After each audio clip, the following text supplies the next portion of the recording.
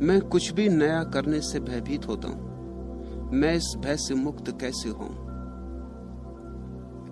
नया सदा ही भयभीत करता है, अपरिचित डराता है, लेकिन अपरिचय में ही विकास है, अनजान में ही यात्रा है। रोज रोज पुराने को छोड़ना है, रोज रोज नए में गति करनी है। जैसे रोज नया सूरज उगता सुबह, रोज नए फूल खिलते सुबह, ऐसे ही तुम्हारे जीवन में भी रोज नई रोशनी चाहिए, नए फूल चाहिए।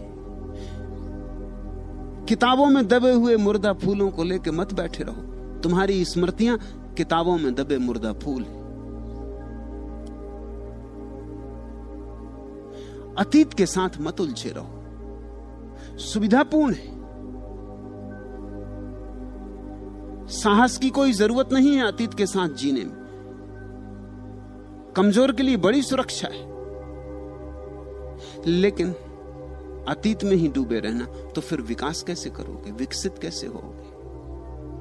नया पुकारता है रोज रोज। परमात्मा नित नया है, नित नूतन है। जो नए में उतर सकता है वही परमात्मा को जान सकता है। पुराने के प्रति रोज मरना है और नए के प्रति रोज जन्मना है। और ये समय की धारा जो जा रही है तुम्हारे पास से फिर नहीं लौट के आएगी। एक क्षण भी खोना मत।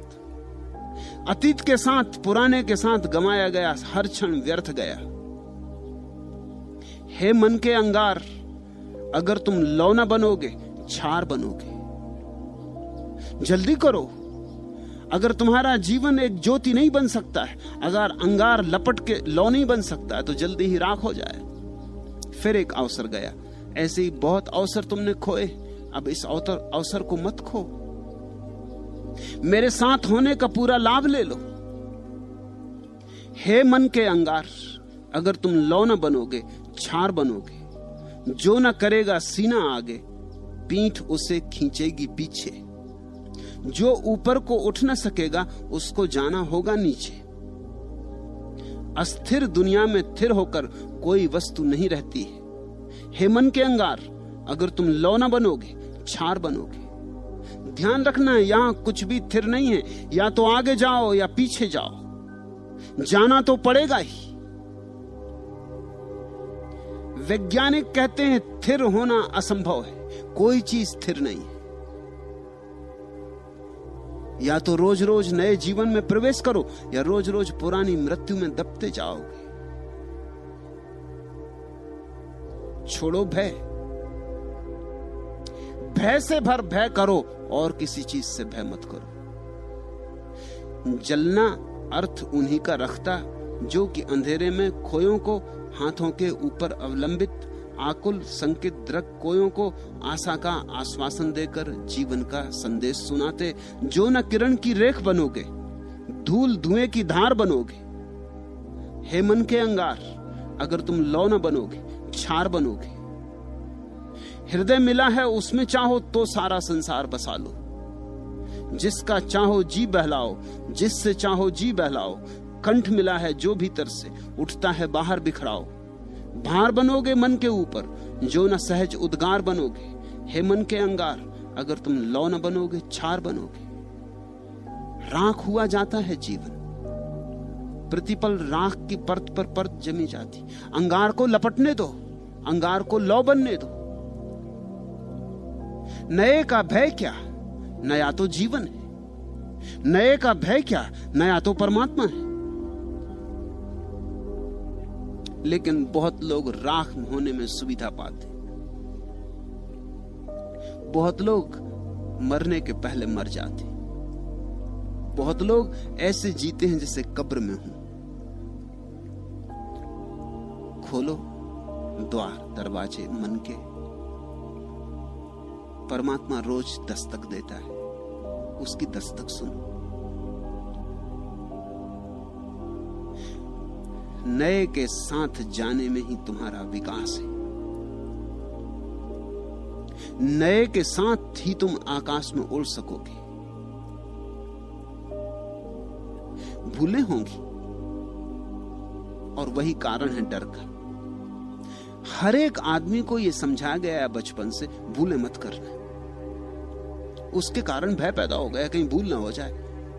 पुराने काम में भूल नहीं होती क्योंकि जाना माना है। वही वही तुम करते रहते हो, करते ही रहे हो, वही वही करते रहते हो, भूल नहीं होती। एक बात तय होती कि भूल नहीं होती, मगर सबसे बड़ी भूल हो गई कि तुम मुर्दा हो गए, तुम जिंदा ना रहे। मैं तुमसे कहता हूं, भूलों से भय मत खाओ। भूलें करने वाले ही जीवन में कुछ सीख पाते। एक ही बात याद रहे, वही भूल बार बार ना हो। नई भूल रोज करो, नई भूल इजाद करो, जाग के भूल करो, ताकि भूल से कुछ सीख लो और भूल का कुछ परिणाम हो जाए। भूल तो पीछे छूट जाएगी, लेकिन भूल से सीखी जो बात तुमने, उसकी सुगंध तुम्हारे साथ सदा रह जाएगी। भूलें करके ही तो आदमी सीखता है। परसों एक जर्मन सन्यासी ने मुझसे पूछा,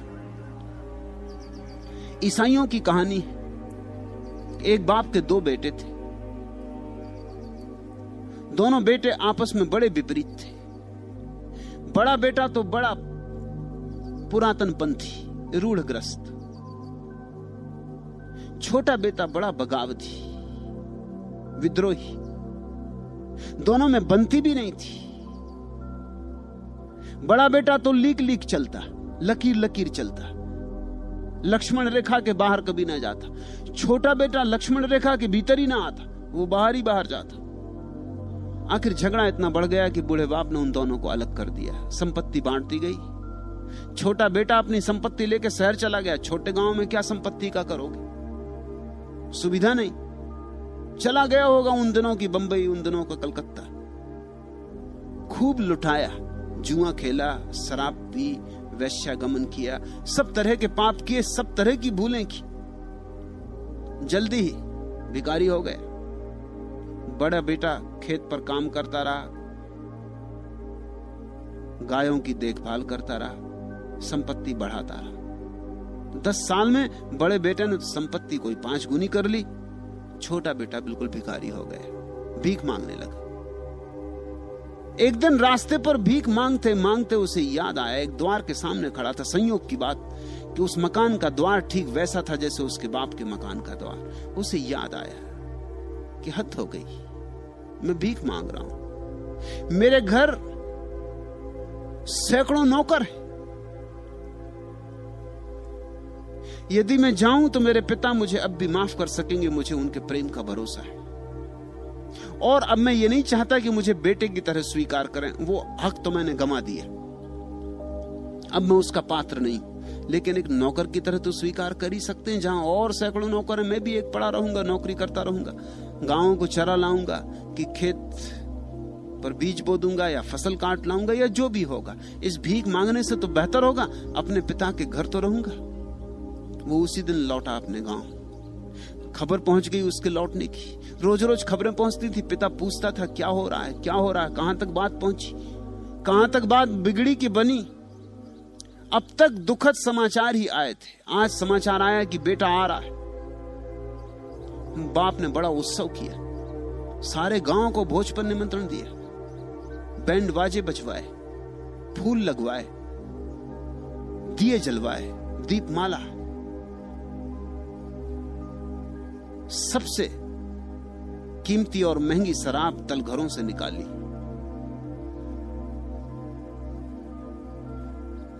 बहुमूल्य से बहुमूल्य भोजन तैयार करवाए। बड़ा बेटा तो खेत में काम कर रहा था, उसे कुछ पता नहीं था। दिन भर की धूप दोपहरी में काम करके जब वो लौट रहा था तो रास्ते पर गांव में उसे किसी ने कहा कि हद हो गई, अन्याय की भी एक सीमा होती। तुम्हारे बाप ने बहुत अन्याय किया तुम्हारे साथ, तुम इसके पास रहे, इसकी सेवा की, इसकी आज्ञा का पालन किया। तुम्हारे लिए कभी बैंड बाजे न बजे, और तुम्हारे लिए कभी गांव को भोज न दिया गया, और तुम्हारे लिए कभी शराब की कीमती बोतलें न निकाली गई।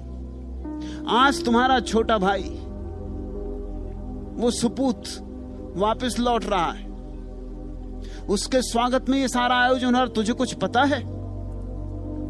बेटे ने सुना तो उसकी छाती धक से हो गई। उसने कहा ये अन्याय है। आज तक मैंने कभी पिता की किसी बात का विरोध नहीं किया, लेकिन आज बर्दाश्त मैं भी ना कर सकूंगा। वो आया बड़े क्रोध में, अपने बाप से बोला कि क्या हो रहा है, मेरे लिए कभी स्वागत नहीं। बाप ने कहा तू तो मेरे पास है, लेकिन जो भटक गया था वो वापस लौट रहा है। तूने कभी कोई भूल ही नहीं की, लेकिन जिसने बहुत भूलें की वो भूलों से जाग गया, वापस लौट रहा है। इसलिए उसका स्वागत जरूरी। जर्मन सन्यासी ने मुझसे पूछा, वो एक ईसाई पादरी की पत्नी है, वो भी मेरे सन्यासी। उसने पूछा कि मेरे मन में सदा ये सवाल उठता है कि बड़े बेटे के संबंध में क्या,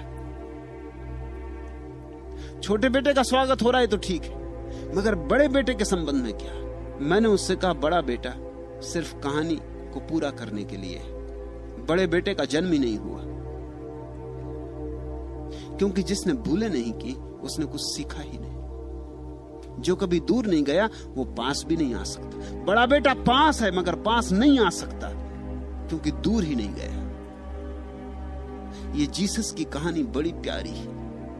ये कह रही भूल करो, डरो मत, क्योंकि भूल से ही तो सीखोगे।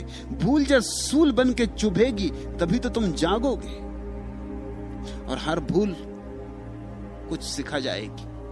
उसी भूल को दोहराना मत। दोहराने में क्या सार है? फिर भूल को ही दोहराने में लकीर के फकीर मत हो जाना। जो आदमी रोज रोज नित्य भूलें करता जाए और साहस पूर्वक करता जाए और हर भूल से कुछ सीखता जाए, उसकी संपदा विकसित होने लगती। वही व्यक्ति किसी दिन प्रज्ञा को उपलब्ध होता है। उसी व्यक्ति के जीवन में बुद्धिमत्ता के मेघ घिरते, उसी के जीवन में ज्ञान की वर्षा होती। एक तो ज्ञान है जो किताबों से मिलता है, वो कचरा है, और एक ज्ञान है जो जीवन से मिलता है, वही बहुमूल्य है।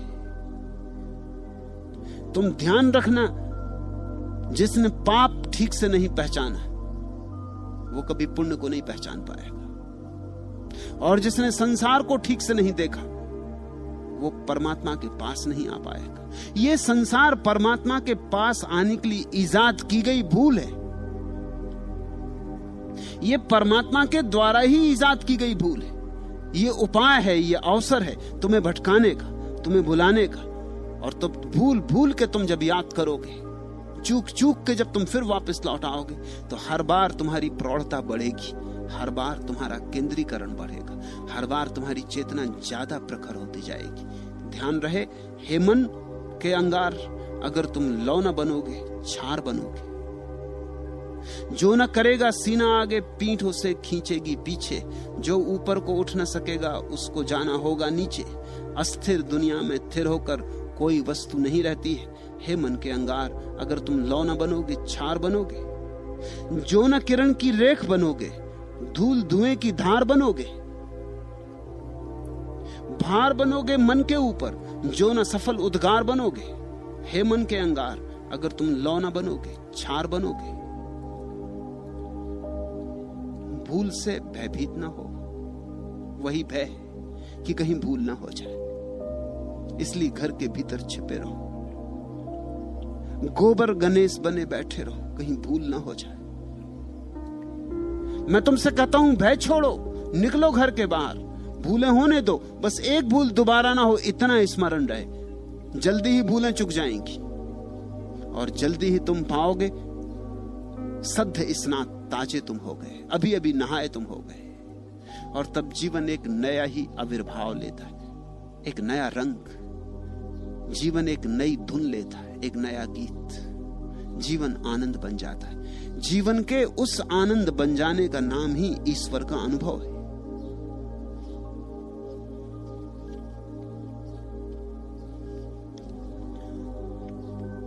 भूल और भूल और भूल, सूल और सूल और सूल, और सब तरह से चुभा हुआ आदमी, और सब तरफ से चेष्टा करके हार गया आदमी, सब तरफ से अपने अहंकार को सिद्ध करने की यात्रा में चला आदमी, और सिद्ध नहीं कर पाया, विफल हो गया। ही समर्पण करने में समर्थ हो पाता है। समर्पण कमजोर की बात नहीं है, गोबर गणेश की बात नहीं है। समर्पण घर में ही जो बैठा रहा उसकी बात नहीं है। समर्पण उसकी बात है जिसने जीवन को जाना, सब तरह से जाना। सब तरह से लड़ा, संघर्ष किया, सब तरह से जूझा, युद्ध किया और हारा। और एक दिन पाया हार हार कर कि जीतने की चेष्टा में हार है, तो अब हार का भी प्रयोग करके देख लो, अब अपने से हार जाऊं, और तभी जीत फलित होती। एक तरफ साने खुदी मानिए इजहार भी है, जब ते गम दिल की नजाकत पे मगर बार भी है, लुत्फ दोनों से उठाते हैं उठाने वाले। जिंदगी निकहते गुल भी है, खल से खार भी है, फूल भी है और कांटा भी।